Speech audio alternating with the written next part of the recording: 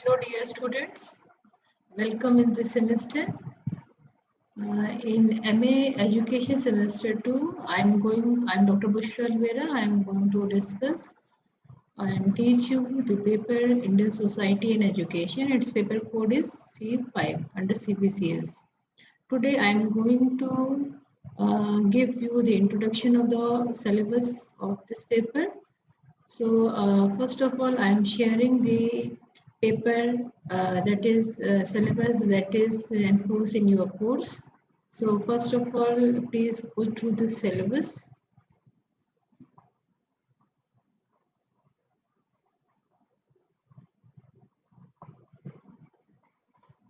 In this syllabus, we have 4 units. Total marks is 70 plus 30. In first unit, the topic is meaning and definition of socialization. In first unit, we will discussing the socialization, or you can say the process of socialization, and what are the various factors affecting socialization.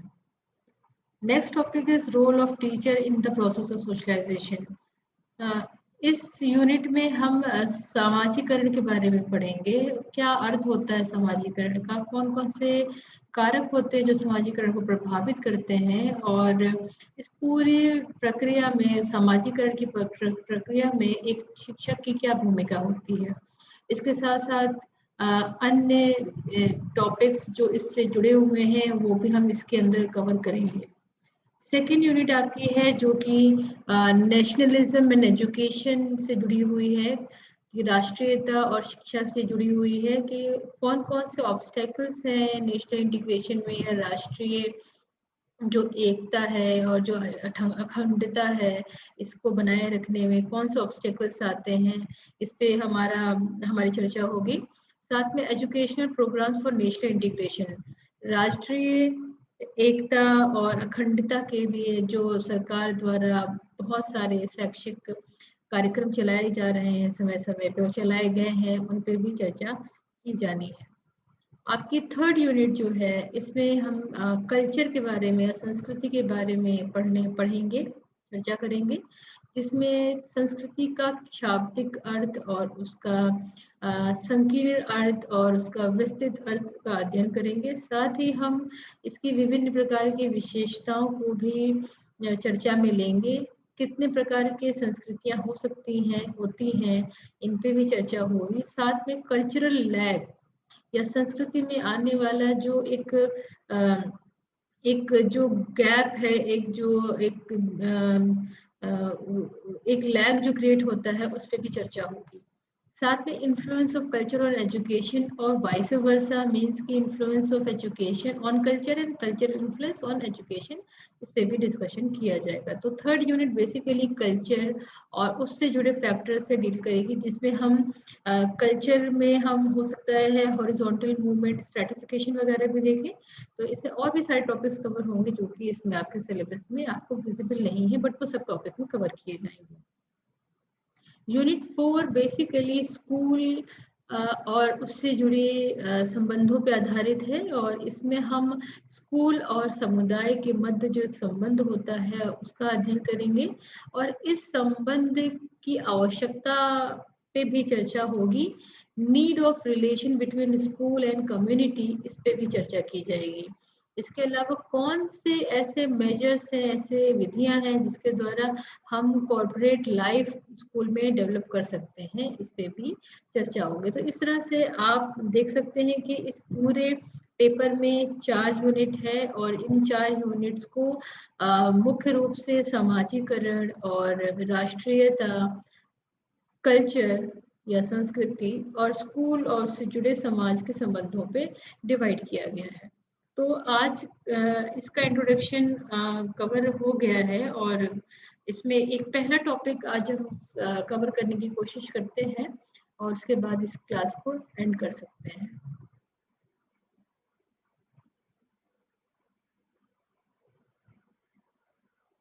तो आज इसमें हम देखेंगे कि क्या होता है सामाजिकरण।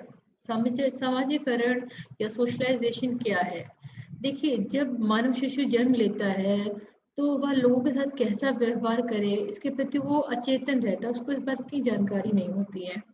लेकिन सीखने की क्षमता से वो युक्त होता है, तो वह सामाजिक संपर्क द्वारा समाज की संस्कृति, मूल्यों, प्रतिमानों, विश्वासों, प्रथाओं आदि को सीखता है वक्त के साथ, और सीखने की इस प्रक्रिया को सामाजिकरण कहते हैं।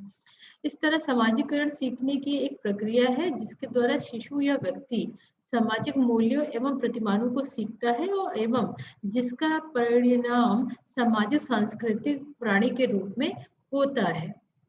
तो हम यहाँ ये देखते हैं कि किस तरीके से एक व्यक्ति जो है जो एक बच्चा जो जन्म ले रहा है, जिसको कुछ भी नहीं पता है कि क्या है इस दुनिया में, कैसे चीज़ें हैंडल हो रही हैं, लेकिन वो वक्त के साथ चीज़ों को सीखने लग जाता है, समझने लग जाता है।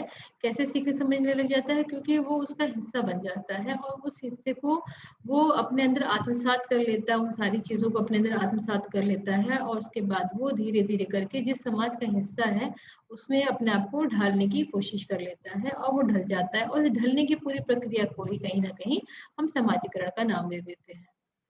अब बात करते हैं कि समाजीकरण की परिभाषा कैसी है और क्या परिभाषा में क्या बताया गया है। तो ग्रीन के अनुसार समाजीकरण वह प्रक्रिया है जिसके द्वारा बच्चा सांस्कृतिक विशेषताओं, आत्मपन और व्यक्तित्व को प्राप्त करता है। और you can say socialization is the process by which child acquires a cultural content along with selfhood and personality. एक तो परिभाषा ये हो गई। तो इसका मतलब ये होता है कि जो बच्चा है वो अपने आसपास जो कल्चर जिसमें वो पैदा हुआ है, बढ़ रहा है, उसकी विशेषताओं को आत्मसात करने की कोशिश करता है और उस प्रकार के व्यक्तित्व का विकास करने का प्रयास करता है, और इस प्रयास से जो नतीजा निकलता है वो प्रक्रिया आपकी समाजीकरण कहलाती है। जॉनसन के अनुसार समाजीकरण एक सीख है जो सीखने वाले को सामाजिक भूमिका का निर्वाह करने योग्य बनाती है। अब जॉनसन ने ये कहा है कि सामाजिकरण एक तरह की सीख है ना, और ये सीख हमें सामाजिक भूमिकाओं के निर्वहन में सहायता करती है और हमें इस योग्य बनाती है कि हम अपने समाजी जो हमारी सामाजिक रूप में जो हमारी भूमिका है उसका हम सही से निर्वहन कर पाए।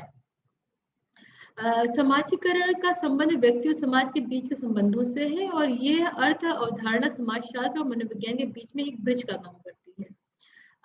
दुबे के अनुसार, एस.सी. दुबे हैं, उन्होंने कहा कि समाज शास्त्र समाज के संदर्भ में जिस प्रक्रिया को समाजीकरण कहता है, संस्कृति के संदर्भ में मानव शास्त्र उसे स्वसंस्कृति ग्रहण कहता है या इनकल्चरेशन कहता है।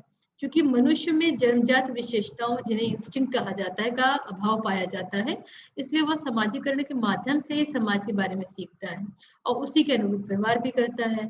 तो समाज से पृथक रहे बच्चे जैसे कमला, अमला, जीनी, अन्ना, इजाबेला, रामू, और ये सब के जो उदाहरण, इससे पुष्टि होती है कि मानव शिशु में मूल प्रवृत्ति नहीं पाई जाती है, और जो भी पाया जाता है वो सामाजिकरण का ही परिणाम होता है। इसलिए सामाजिकरण के लिए सामाजिक संपर्क या कॉन्टेक्ट की जरूरत होती है, जिन्हें हम अंतःक्रिया कहते हैं, और अंतःक्रिया का होना बहुत आवश्यक है। सामाजिक संपर्क प्रत्यक्ष या अप्रत्यक्ष, चेतन अथवा अचेतन कुछ भी हो सकता है। सामाजिक संपर्क का स्वभाव परिणाम सामाजिकरण में होता है। तो इस तरह हमने देखा कि समाजीकरण किसे कहते हैं, कौन कौन सी परिभाषाएं हैं उसकी। तो आज की क्लास को यही ओवर करते हैं। नेक्स्ट क्लास में हम लोग सामाजीकरण की विशेषताओं पर ध्यान देंगे, पर चर्चा करेंगे। साथ ही सामाजीकरण के क्या उद्देश्य होते हैं और प्रोसेस और स्टेजेस ऑफ सोशलाइजेशन या सामाजीकरण की प्रक्रिया और स्तर कौन से हैं, इन पे भी चर्चा होगी। तो आज की क्लास का ये अंत यही होता है। कल फिर हम लोग मिलेंगे। Thank you so very much. See you tomorrow.